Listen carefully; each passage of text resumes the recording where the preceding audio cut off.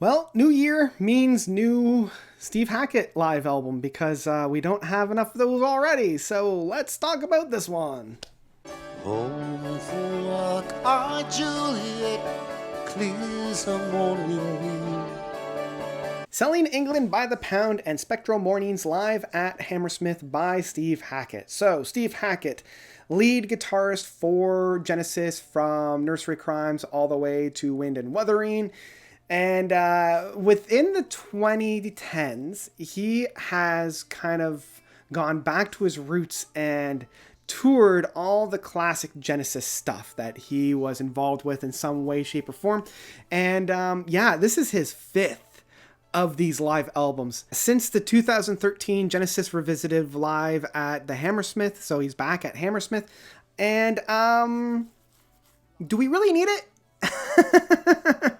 I mean, he's already covered most, if not all of these songs in this setting previously. I mean, he's had 5 albums to do it. So, yeah, there's only so many times. Like, okay, Firth the Fifth is my all-time favorite track. Like, it's undisputed. It's my favorite song. I don't need to hear it live again. I really, really don't. I don't know. Like Wuthering Nights live in Birmingham, the one that he put out in 2018, had a chance for him to revisit some of the tracks that Genesis doesn't normally play live.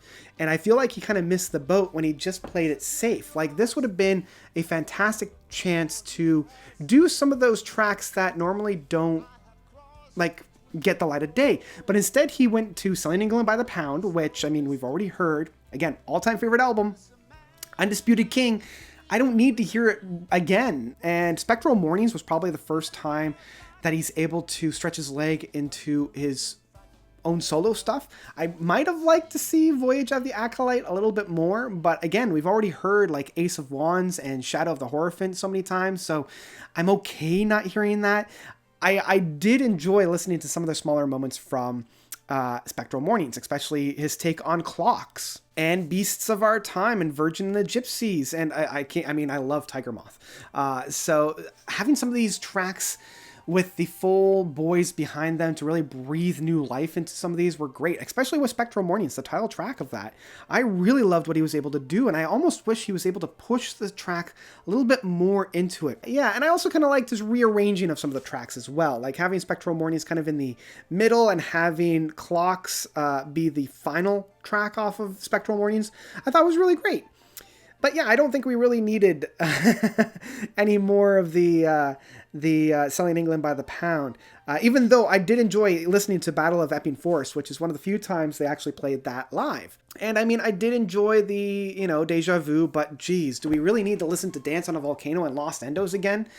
I don't really think we do. I really don't think we do. So, yeah, I mean, the musicianship that we have on this is top-notch. Steve Hackett on the guitars hasn't lost a touch at all, and so that's why he's still doing what he's doing. And he's got a brilliant band backing him up. I mean, Rob Townsend on saxophone and flutes does a great job. Craig on drums and percussions, again, is able to really, really nail it out. Nate Selvin, again, on vocals is doing a great job. Roger King backing it up on keyboards. His production on like Firth the Fifth and Clocks and Spectral Mornings is his ability to balance needing to provide the perfect atmosphere while also taking center stage was brilliant.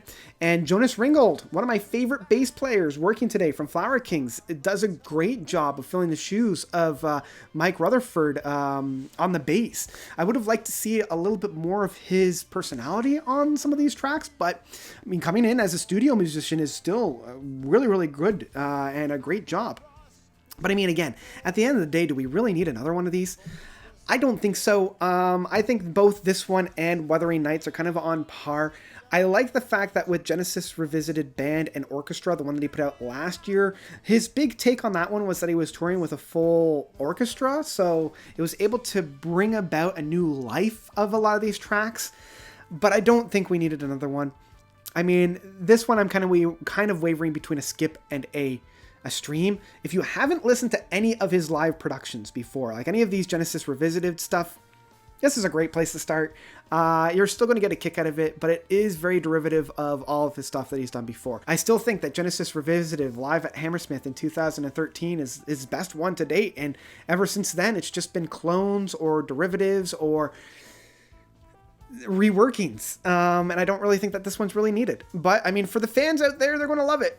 So, you know, who am I to snuff at the fact that he's still putting out brilliant music and making a buck out of it? So, yeah, I mean, my personal opinion is a skip, but that's just me. And that's about it. Yeah, so what did you guys think of Selling England by the Pound and Spectral Mornings live at Hammersmith? Did you love it? Did you hate it? Whatever you thought, let me know by commenting down below. Also a reminder, I've got a podcast out, Quid Prog Quo. Check it out wherever you can find podcasts. I subject my friends to progressive rock music by letting them listen to an album of my choice. They get to subject me to an album of their choice. We come together and talk about it. I've been having a blast with it, so go and check it out wherever you listen to your podcasts, if that's your thing. So yeah, that's about it. Thank you guys so much for watching. As always, you guys are definitely the best. And until next time, notes out.